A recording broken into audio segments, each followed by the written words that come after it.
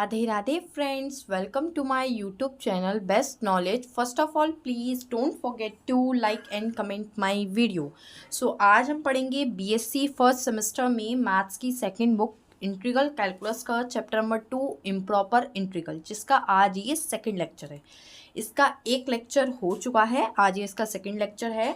और अगर आपको इसके प्रीवियस के लेक्चर्स देखने हैं और प्रीवियस के लेक्चर्स देखने के लिए आपको डिस्क्रिप्शन में इसकी बनी बनाई प्लेलिस्ट का लिंक मिल जाएगा, आप वहां से जाकर प्रीवियस के लेक्चर्स देख सकते हैं। और मैं आपको यही एडवाइस करूंगी, अगर आपने इसका फर्स्ट लेक्चर नहीं देखा है तो सबसे पहले आप वो फर्स्ट लेक्चर देख लें।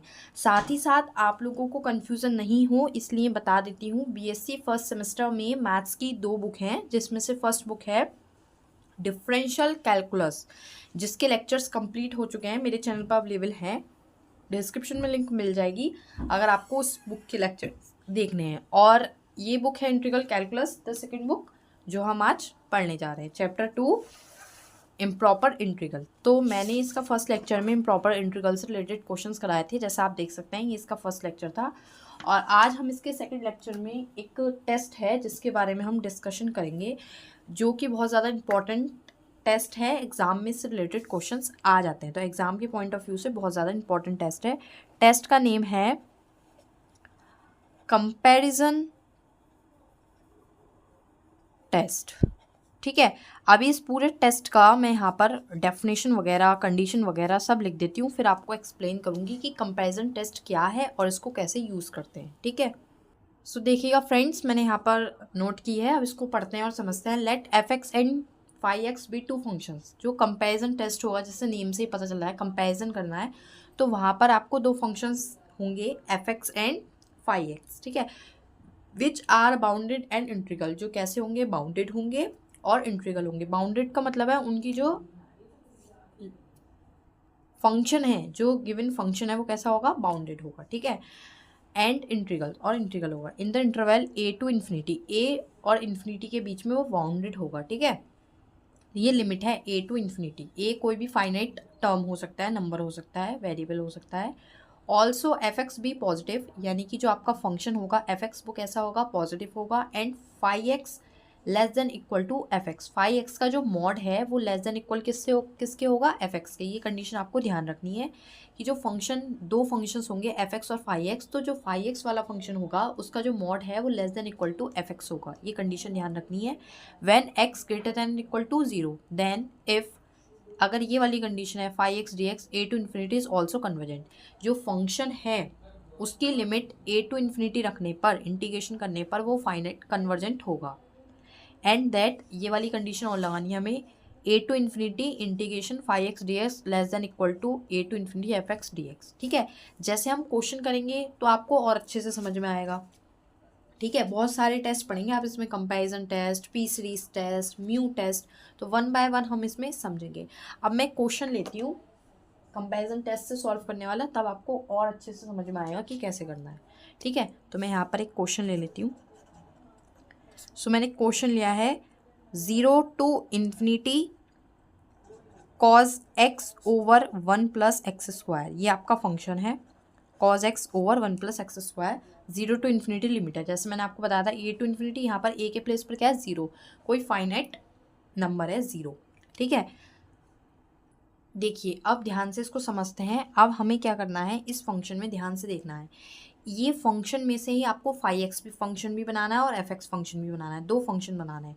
तो फाई एक्स तो होगा जो पूरा होता है, ठीक है, फाई एक्स जो पूरा फंक्शन है, यानी कि cause x over 1 plus x square d x, ये पूरा है।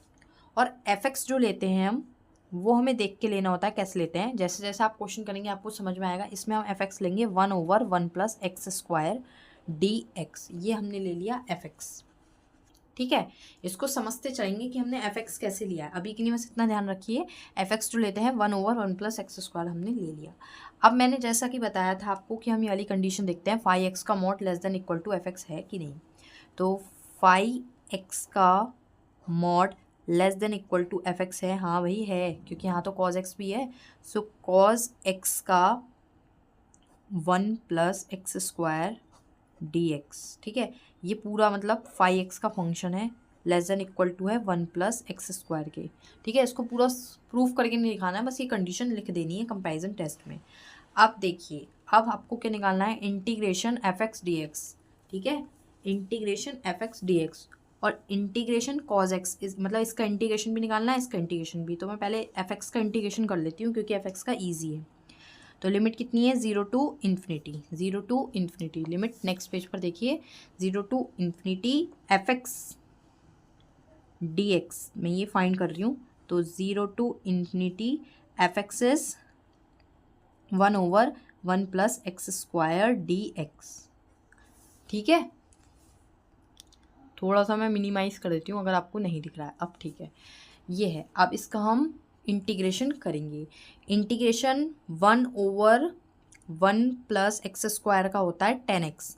थोड़ा सा यहाँ पे लिमिट थिक करते हैं। मैंने जो क्वेश्चंस कराए थे ना इसके प्रीवियस लेक्चर्स में, उसमें बताया था जैसे आपको इन्फिनिटी दिखे तो आपको क्या लेना है, limit x tends to infinity और 0 टू x कर देनी है। लिमिट जो यहाँ इन्फिनिटी है इसको इस तरह से लिख देना है, limit x tends to infinity और 0 टू x, ठीक है।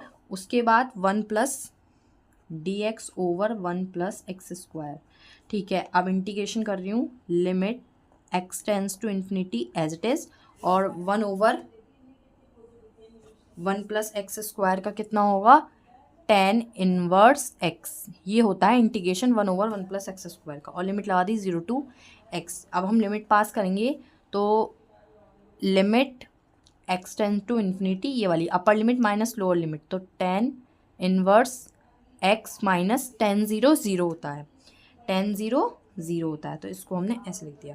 अब ये वाली भी लिमिट पास कर देंगे, x टेंस टू इन्फिनिटी है, यानी कि tan inverse infinity, tan inverse infinity की वैल्यू होगी π/2 क्योंकि tan 90 पर 1 होता है। मतलब ये इस तरह से लिखा है मैंने, tan इनवर्स tan π/2। तो tan से tan कैंसिल, इनवर्स से ये वाला π/2 इज आंसर। तो इसका आ गया π/2 जो कि कन्वर्जेंट है। तो जो एफ एक्स फंक्शन था इसका जो इंटीग्रेशन निकाला है इम्प्रॉपर इंटीग्रल लगा के, कैसा है, कन्वर्जेंट। तो आप लिखेंगे यहाँ पर hence f x is convergent.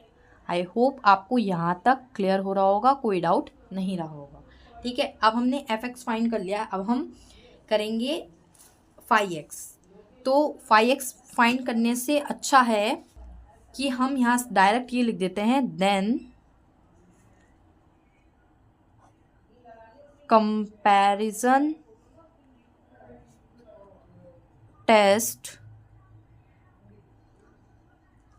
it follow that,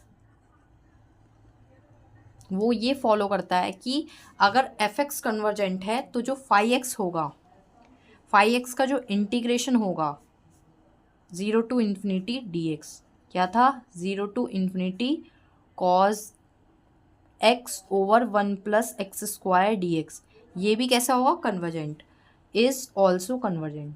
तो कंपैरिजन टेस्ट का कुछ तो फ़ायदा है कि आपको अब इसका पूरा इंटीग्रेशन नहीं फाइंड करना। अगर आपका एफ एक्स कन्वर्जेंट आया है तो आपका फाई एक्स भी कन्वर्जेंट होगा। क्लियर। देखिए मैंने यहाँ जब बताया था आपको तो थोड़ा सा मैंने यहाँ गलती कर दी है कि यहाँ लिखा था मैंने when x less than greater than equal to 0 then if f x is convergent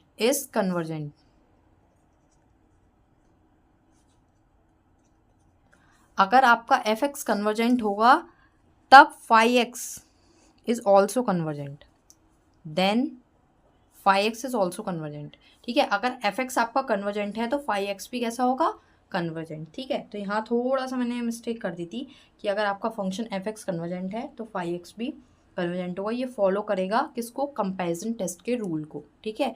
so I hope आपको क्लियर हो गया होगा कि कंपैरिजन टेस्ट रिलेटेड क्वेश्चन कैसे करना है। फिर भी कोई डाउट हो तो मेरे को कमेंट बॉक्स में ज़रूर बताएं, वो मैं क्लियर कर दूंगी। Thank you friends for watching my video. Please share, like and comment more. Radhe Radhe friends.